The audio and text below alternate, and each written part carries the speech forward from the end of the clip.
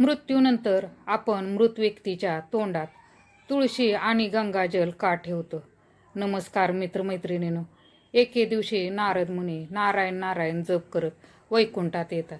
तेव्हा नारद मुनींना पाहून श्रीहरी विष्णू आणि माता लक्ष्मी हसत म्हणाले, हे वत्सा, आज तू कोणत्या हेतूने वैकुंठात आलास?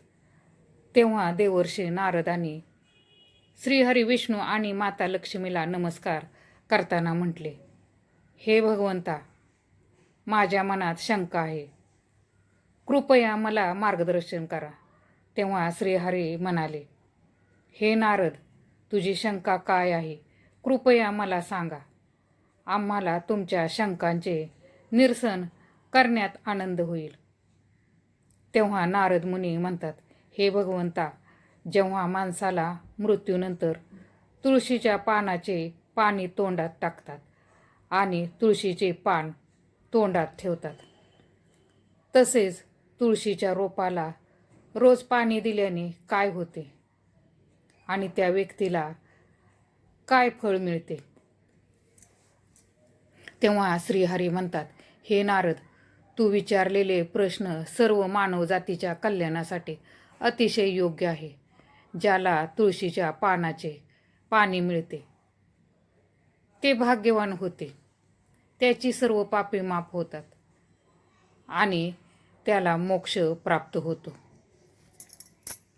तेव्हा मित्रांनो, श्रीहरी पुढे म्हणतात, हे ऋषी, मी तुळशी पत्राशी संबंधित एक पवित्र कथा सांगतो. तुम्ही ती लक्षपूर्वक ऐका. तेव्हा देवर्षी नारद म्हणतात, हे भगवंत, मी ही कथा पूर्ण लक्ष देऊन ऐकेन आणि लोककल्याणासाठी ही कथा प्रसारित करीन.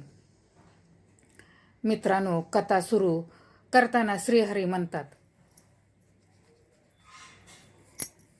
हे नारदा, गंगेच्या तीरावर एक भिल्ल कुटुंब राहत होते, ज्यामध्ये 7 भाऊ त्यांच्या बहिणीसोबत राहत होते. त्यांच्या आईवडिलांचे काही आजारानं निधन झाले होते. बहीण सर्वात लहान होती आणि ती माझी खूप मोठी भक्त होती. ती रोज सकाळी तुळशीला जल अर्पण करायचे आणि नियमित पूजा करायचे. हे 7 भाऊ रोज जंगलात शिकारीला जायचे आणि जे मिळेल ते घरी आणायचे, स्वयंपाक करून खायचे. हे त्यांचं रोजचं काम होतं. आणि बहीण घरातील कामे करून आणि त्यांच्यासाठी अन्न शिजवून आपल्या भावांची सेवा करायची. मग एके दिवशी मासे कापताना तिचा हात चाकूने कापला गेला. मग तिच्या हातातून रक्त वाहू लागले.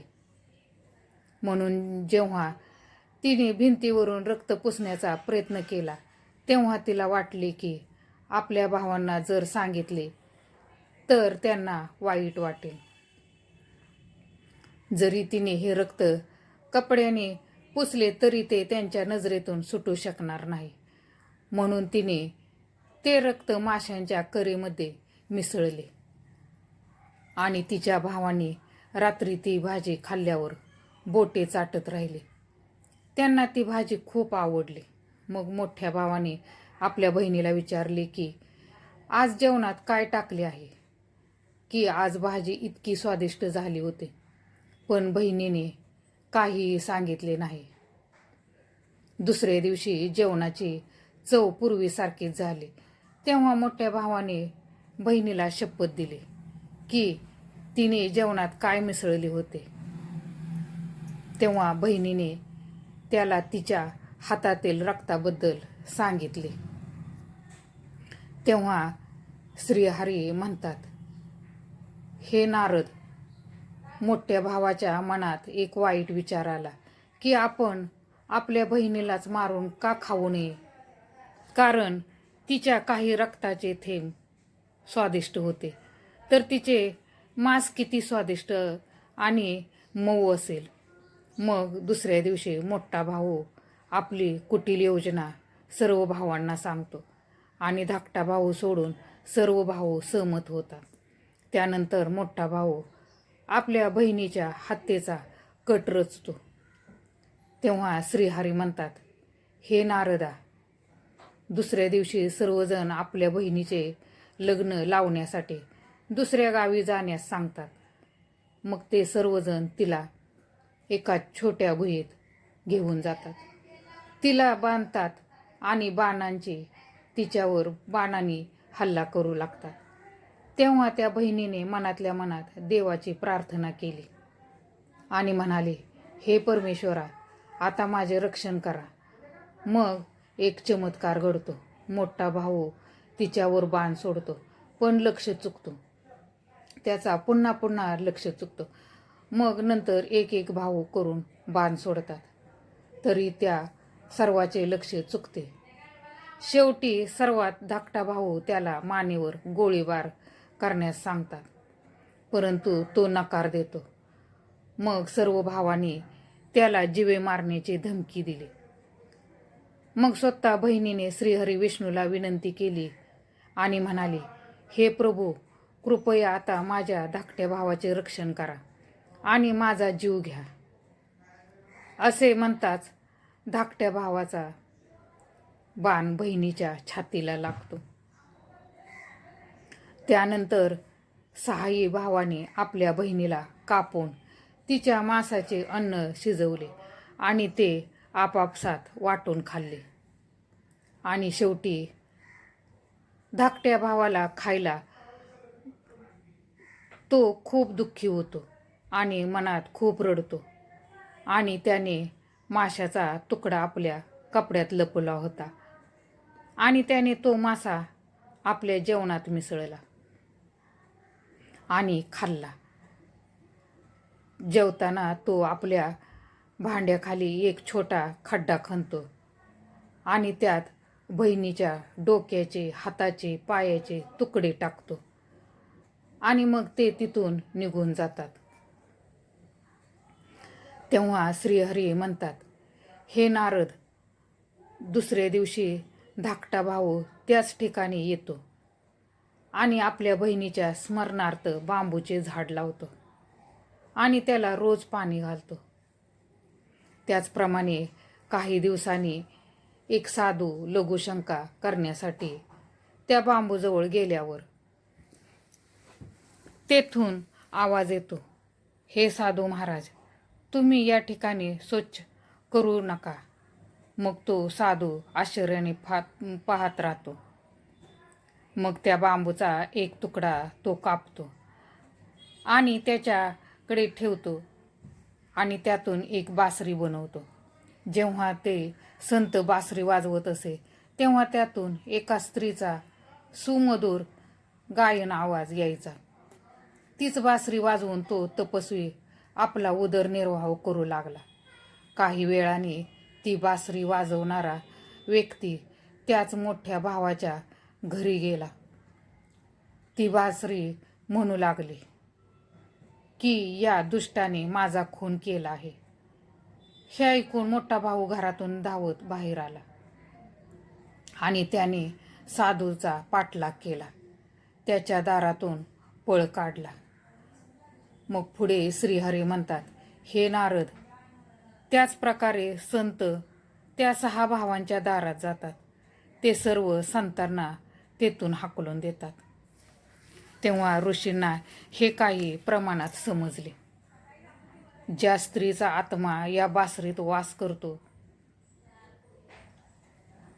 तिचा या लोकांशी काही ना काही संबंध असलाच पाहिजे असे म्हणतात. पण त्या बिचाऱ्या साधूला या सर्वांसोबत काहीही करता आले नाही. म्हणून तो शेवटी 7व्या भावाच्या दारात जातो. मग बासरी म्हणते, हे माझ्या लाडक्या भावाचे घर आहे. मग घरात बसलेल्या दुःखी भावाला बहिणीचे हाक ऐकून तो धावत घराबाहेर येतो. पण बघितल्यावर दारात एक साधू बासरी घेऊन उभा असल्याचे दिसले. तेव्हा साधूने भावाला सांगितले की हा आवाज या बासरीतून आला आहे. तेव्हा श्रीहरी म्हणतात, हे नारद, तो भाऊ ऋषींना विनंती करतो आणि ती बासरी मागतो. तेव्हा ते ऋषी ती बासरी 7व्या भावाला देतात आणि तो तिथून निघून जातो. मग तो भाऊ त्याच्या बहिणीलाही भेटतो. ती तिच्या आवाजाने बासरी वाजवते आणि त्याला म्हणते, भाऊ, मला माहीत आहे की तुझे माझ्यावर खूप प्रेम आहे, पण भाऊ, तुम्हाला जर माझा उद्धार करायचा असेल तर माझ्या उद्धारासाठी तुम्ही रोज घरी तुळशीच्या रोपाला जल अर्पण करून भगवान श्रीहरीची पूजा करावी आणि नित्यसेवा करावी. आपल्या बहिणीच्या आत्म्याच्या सल्ल्यानुसार भावाने नियमितपणे तुळशीच्या रोपाला पाणी घातलं आणि घरी नित्य पूजा करत. तेव्हा श्रीहरी म्हणतात, मग एके दिवशी तुळशीला पाणी देताना तो भाऊ मनातल्या मनात माझ्या नावाचा जप करत असताना त्याच तुळशीच्या रोपातून मी स्वतः त्या गरीब भावाच्या घरी दर्शन दिले. जेव्हा मी तुळशीच्या रोपातून प्रकट झालो तेव्हा तो भाऊ लगेच माझ्याकडे आला आणि मनापासून माझी स्तुती करू लागला.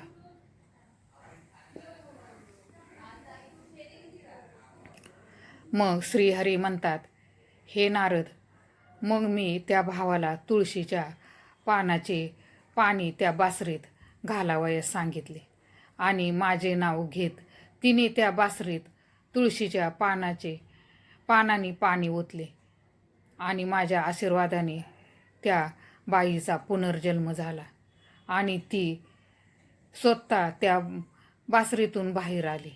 तेव्हा ती तुळशी संबंधीचे महत्त्वाचे ज्ञान त्या 2 भावांना दिले होते.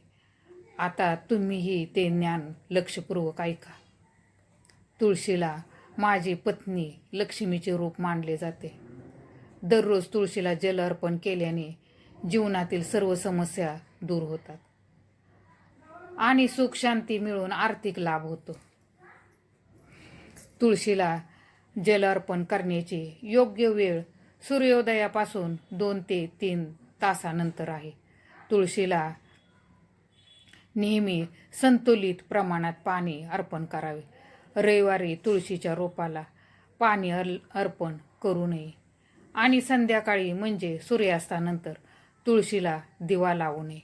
मंगळवारी तुळशीला पाणी दिल्याने भगवान विष्णू आणि लक्ष्मी दोघेही प्रसन्न होतात. इतर वनस्पतीमध्ये तुळशीला शुभ आणि शुभ मानले जाते. दररोज सकाळी आंघोळीनंतर तुळशीला जल अर्पण केल्याने जीवनातील संकटे दूर होतात. मित्रांनो, पुढे भगवान श्रीहरी म्हणतात, मृत्यू हे जीवनाचे अंतिम सत्य आहे. मृत्यूनंतर व्यक्तीचे अंतिम संस्कार योग्य पद्धतीने करण्याचा नियम आहे, जेणेकरून त्याच्या शरीराला मुक्ती मिळेल आणि तो एक शरीर सोडून दुसरे शरीर घेऊ शकेल. त्याचप्रमाणे जेव्हा मनुष्य मोक्ष प्राप्त करतो तेव्हा त्याला सर्व पापापासून मुक्ती मिळते. मृत्यूच्या वेळी त्याच्या तोंडात गंगाजल टाकावे. याचे कारण असे की गंगेचे पाणी कधीच खराब होत नाही.